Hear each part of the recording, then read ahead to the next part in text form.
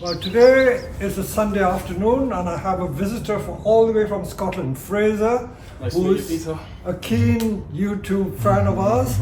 I've been for a long time. Alright, so can you just say something about yourself, how you got interested in bonsai? I think I probably started a good 5 or 6 years ago now, watching people like Peter and Nigel online. Okay, yes. This summer I've come down to England and I happened to be around, so I've come and had a look around the nursery, and I highly suggest doing that because Peter and the cameraman John, everyone's very nice Josh, around here. Josh, my bad. So come down, come have a look. Okay, so while you're here, and I was about to watch the cricket one-day match between India and Pakistan, but that can wait. So we're going to do 3 pints on a Sunday afternoon. So we call this making 3 pints on a Sunday afternoon.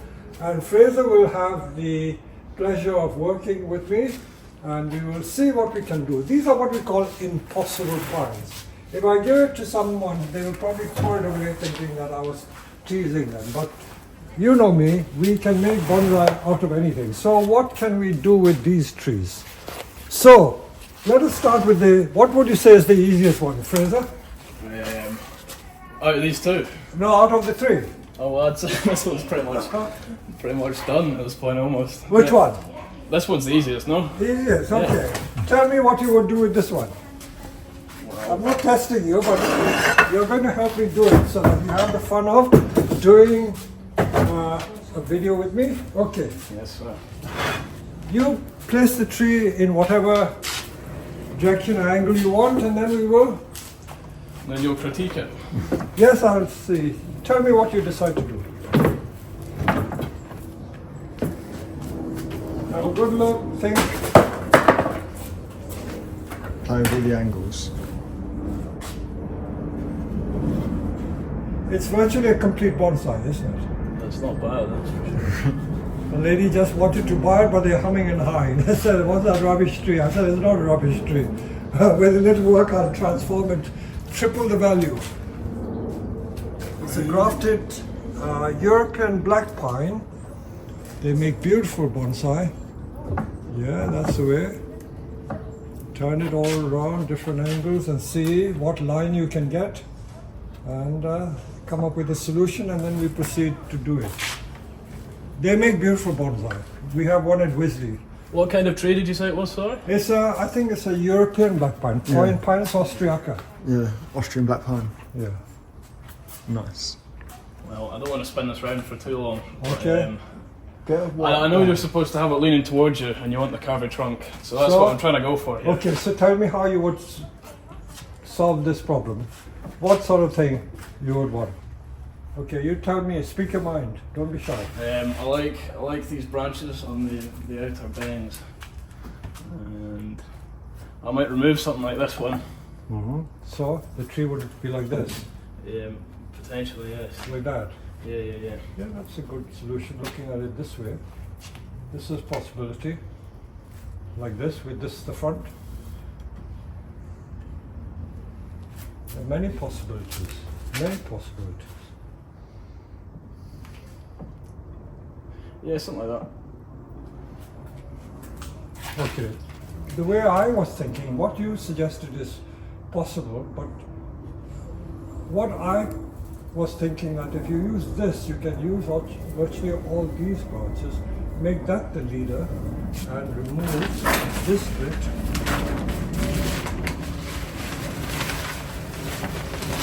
Remove that bit, so you get a tree like that. See, keep that branch. Yes. That's possible, okay? Or if you want to use this as the leader, you can even use this as the leader, get a taller tree, and make the tree this way. So this is also possible, cut that off. So you got 3 solutions. So your solution, which is quite a good one, is like this, using this as the front. You get a little bit of angle there, but this is a smaller tree with this as the leader.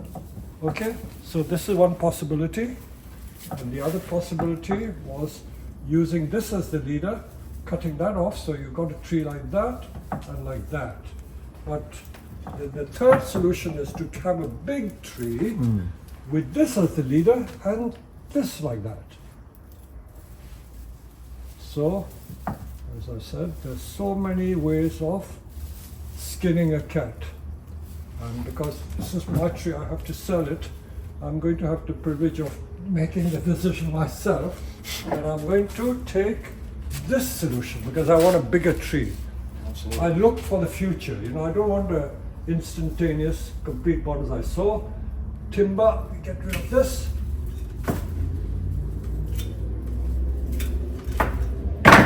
Pluck some of the needles off.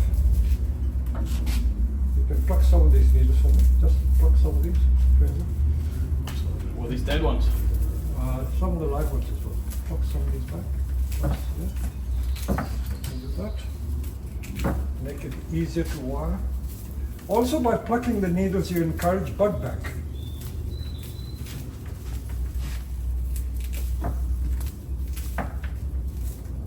There will be sufficient needles to sustain the tree. Don't forget the needles are like the leaves, and they produce food for the leaves, or for the tree.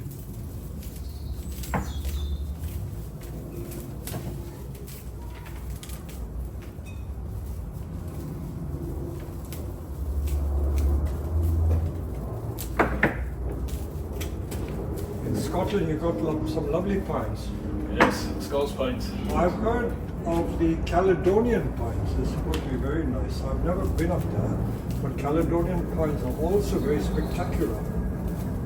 So we're taking the simple solution. We've just removed that one bond from there, following that line, and I will just thin that, and the structure already is there. Some of these little branches I will leave as sacrificials to thicken the trunk. While I'm here, I'm also going to show you a trick that I used to do way back in the 70s and 80s. I still do that. I'll show you this way of thickening the trunk because the trunk is not as thick as I would like it to be. So I'm going to make cuts in the bark. It's all shown in my first edition of the Bonsai Masterclass, how I thicken the trunks. So by doing that, I'm going to use the Stanley knife or the box cutter, and I'm going to make cuts like this.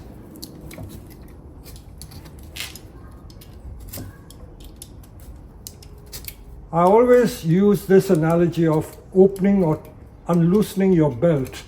So by doing that, it helps the bark to expand, and as they expand, they will get that nice gnarled appearance on the trunk. The trouble is every time I do an experiment like this, the tree gets sold before I've seen the end result, but I can assure you that you will get very good results just by doing this. It helps to thicken the trunk. I did think of splitting the trunk, but I don't think so. The bends are there already. So all I need to do is wire these branches, and hopefully I will get a very pleasing end result. So I'm going to wire maybe this one and this one together, this one and this one, and this one with the top there to give it a little more bend and character. So how's your wiring? Have you done much wiring? Terrible No? wiring. Don't let me do it. Okay, all right. I won't. I have a question though. See this? Yes. This bark cutting. Would you only do this on a pine, or would you do that on other trees? You can do it on other trees, but pines are very successful. Very successful. Junipers not so, but pines certainly. I've done it on a larch before and it worked quite well. Yeah. Mainly the conifers.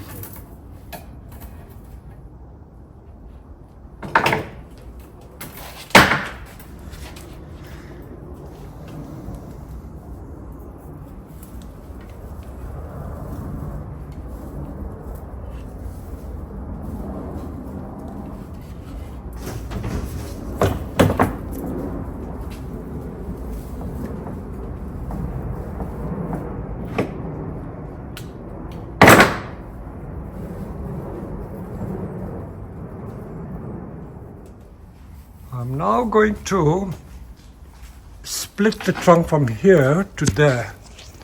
Just one split to make the bending a bit easier.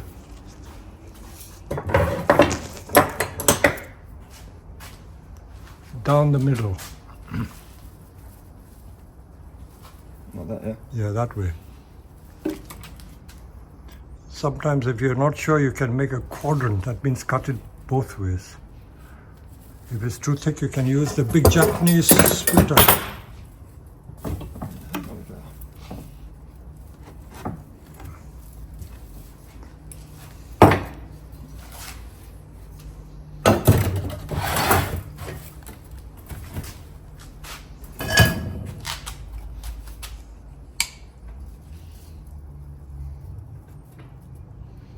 Yeah.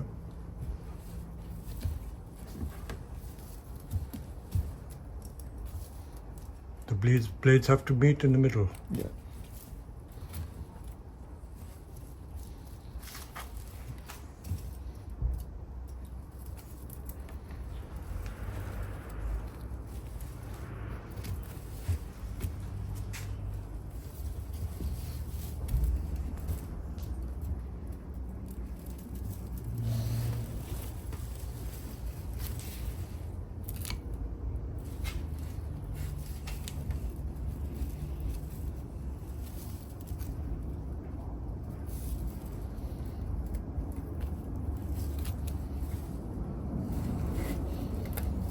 I think it's a small We're going all the way to the top. Yep. So I'm trying to give it a twist, you see? Certainly made it more curvy here. Yes.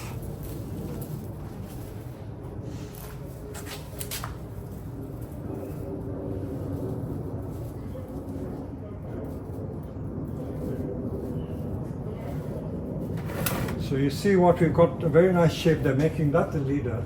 Now this one, if I want to thicken the leader more, I will keep this perhaps as a sacrificial or reduce the vigor to some extent. So I'll cut half the new shoot off and then take it to the back like so. So we're going to wire these two. I can wire this to the top.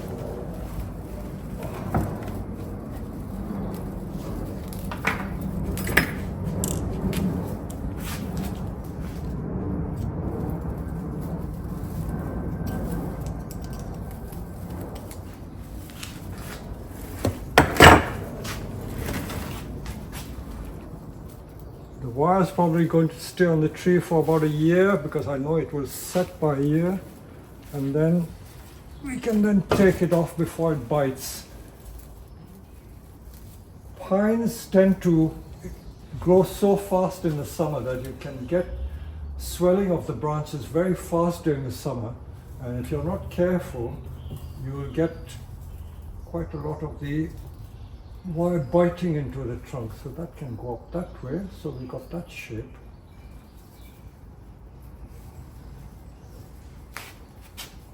So this is what we call structural pruning or structural wiring.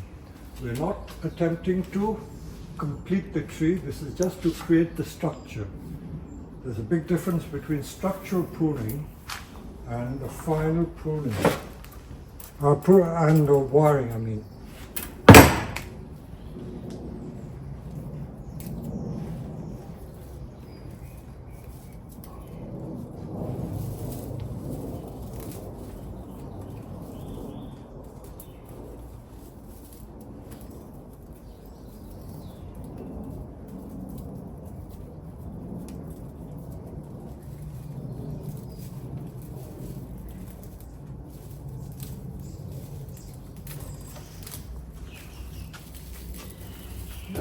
so many buds in there.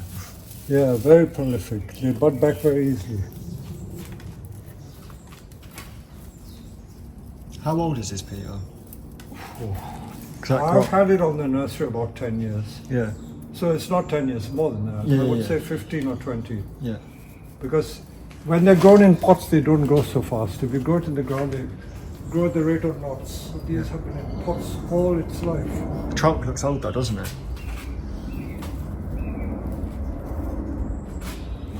I will have to watch the bigger of these branches in case it causes inverse taper. But the main thing is to thicken the trunk. So that's the structure of the tree. And I'm going to put it in a training pot, like so. And then when we pot it up, we will show you the end result. So this is another training. Now let's look at these interesting trees. Well, I don't need to give you 5 guesses or 10 guesses. You know that tall trees like this invariably end up as literati trees. The question is what shape emerges. So again, to help with the bending process, I will split the trunk just to make the bending much easier. So we are going to split the trunk all the way up the tree, and then we will get some very intricate bends. I don't need to show you the whole thing. So this is what we do. Can you see how it splits it?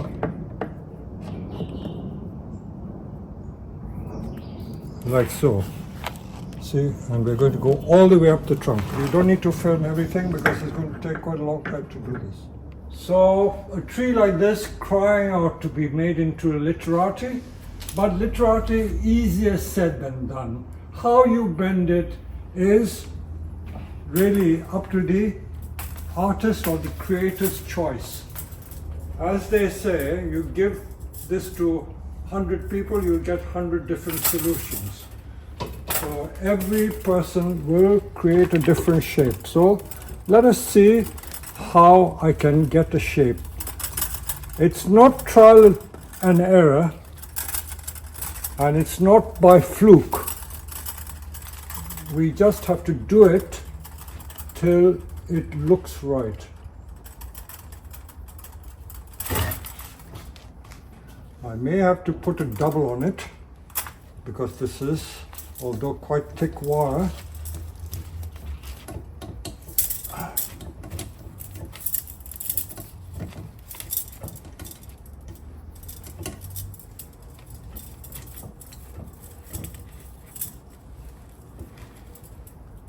okay.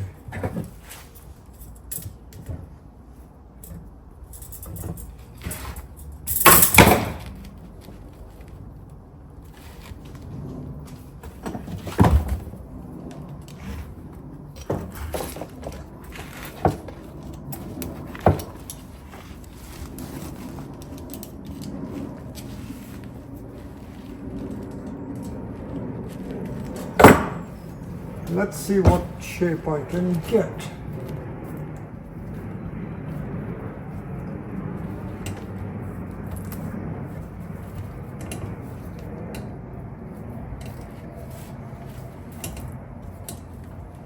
How do I decide which way to make it bend or turn? Simply by instinct. I can't really explain it. I think I can explain it to the extent that I'm going to create a curvy line, repeat the pattern, usually works. If that's going that way, I'll try and repeat it that way.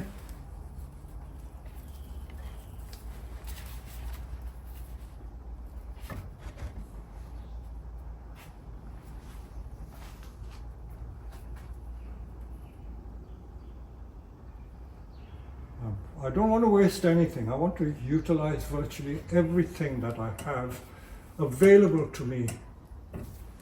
So I'm going to wire these two and see what happens.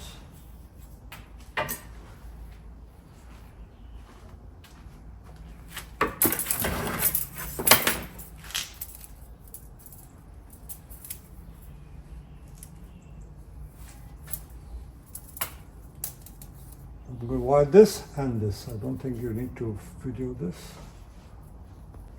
Yep. Okay, so I'm just going to do some more wiring, and then the magical process is just trying your hand at creating a shape. Easier said than done. I think it's easier to do it than to explain it.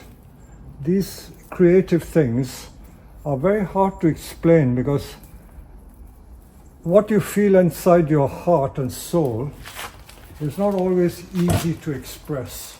Okay, so we've got that far. So let us see, just by twisting and bending, what happens. The good thing is that with pines and other conifers, they don't snap or break that easily. They're pretty forgiving.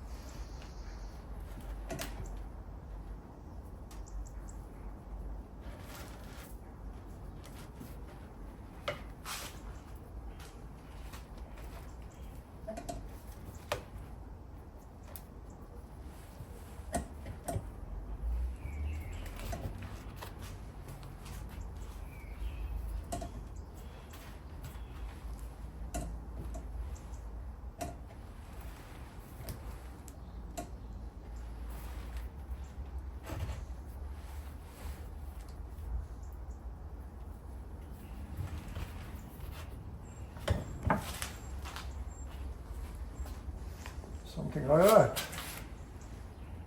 Let me put it in a temporary pot.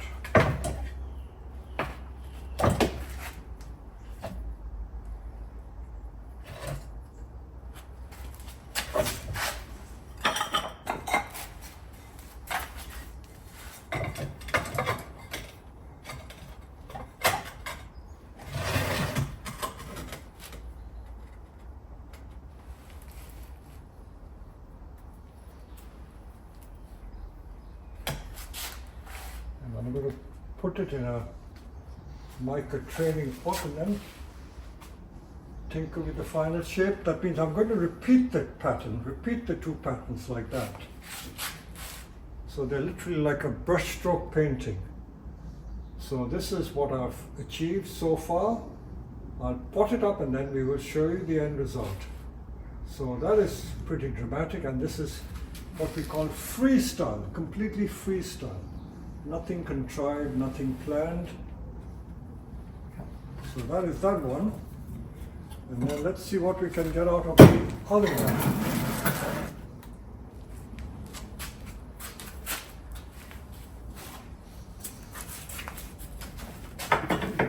So again, this is a tall, lanky tree. With situations like this, I always split the trunk to see if I can get a more interesting bend. Otherwise, it won't be so easy to create a movement in the line. So again, using the bronze splitter, again,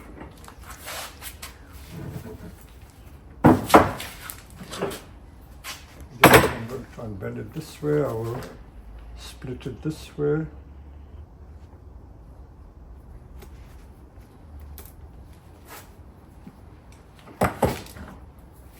Again, probably it's better to draw a line to guide me. Up to there and up to there. So we're going to split that. And then split this one too. And then we wire it. Okay, we're now trying to bend this. Give it a curl. Curl it like a coil. Careful you don't break it.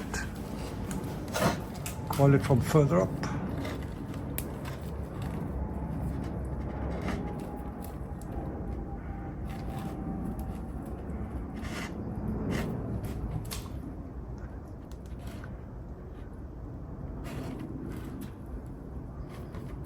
coil it, yeah, like that. Come back on sleeve. You're literally stirring a pot, the same action. It's much easier. Very nice. Like that. Okay. Very nice. So dead straight tree can be bent.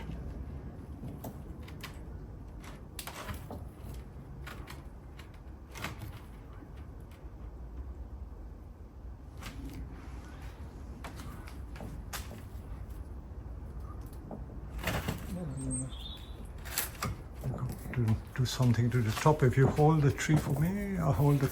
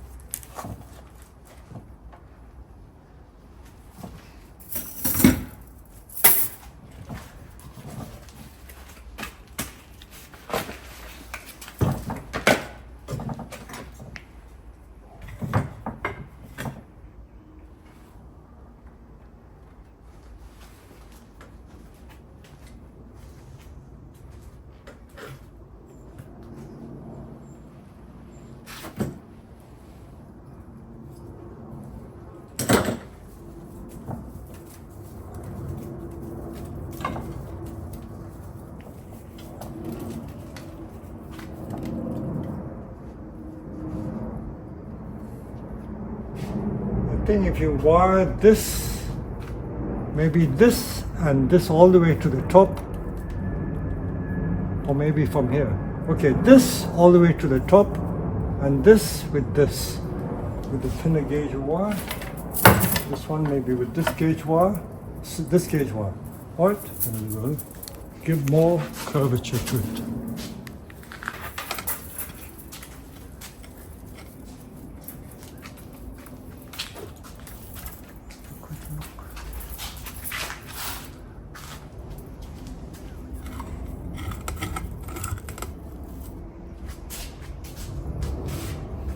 Okay, a little more wiring and then we'll be done. Very nice.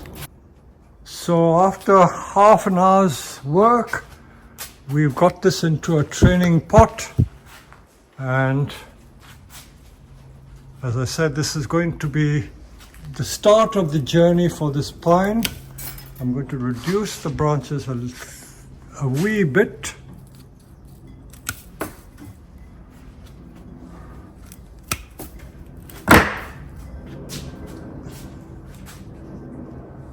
So that is the structure. We are now going to wait for the branches to develop. The low branches might end up as sacrificial branches to thicken the trunk. I've scalded the bark so that it thickens, and we've got a very nice informal upright shape there.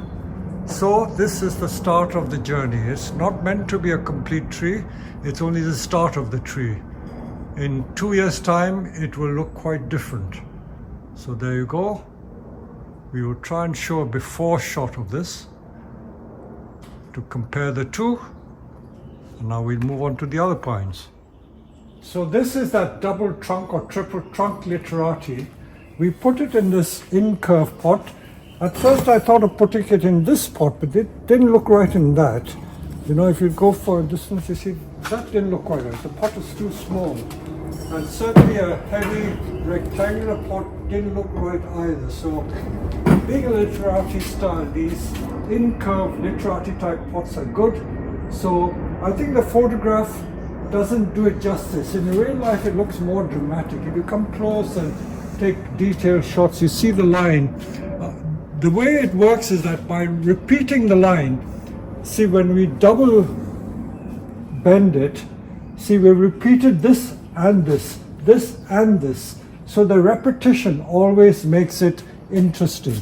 So when you have two trunks, always repeat the line. You see, this line is repeated here, this is repeated here, and this is also repeated there. So the repetition is what makes it work. If it was a single tree, it wouldn't be so interesting. So that's enough for that one. Now let me show you the one that Josh did. And this is the one where we split the trunk. So we've split the trunk of this one, and we've given it quite a lovely S bend and coming down like this. So there you go. 2 literatis literally in 1 hour we've done. Now, because we've been working on pines, the sap on my hands, I thought I was going to clean it, but I thought there's always something to show my YouTube fans. So when I get a situation like this, I find that ordinary cooking oil is very effective. If you just put cooking oil on your hands, some people say, oh, you should use olive oil, but why waste olive oil? Olive oil at the moment is very, very expensive. So this ordinary sunflower oil, I find that this always works a treat. No need to use turpentine or paintbrush cleaner. You see how clean that comes off, just with cooking oil. And my hands are like new. And some of you very kind viewers was asking me what happened to the cut on my hand with the bottle. 2 weeks ago, I had the severe cut. I had to have plastic surgery. 3 plastic surgeons had to sew my hand up. And look at it, it's healed beautifully. So there you are, see, with a bit of cooking oil, see how clean my hands have become. So that's another little tip I would like to pass on to you. And I hope you've enjoyed this foray into working with 3 pines in 1 hour, and these 2 literatis we did in half an hour. How lovely is that? And we've got scores of these lying around in the nursery, and of course as long as they don't die we can always convert it into literati. I think I will do a literati workshop for people one of these days. But literati is a very sophisticated style. People think that just because it's a sparse tree they're not worth anything, but you're paying for the beauty, you're not paying for the tree. You're paying for the beauty of the creation. There you go. I hope you've enjoyed that.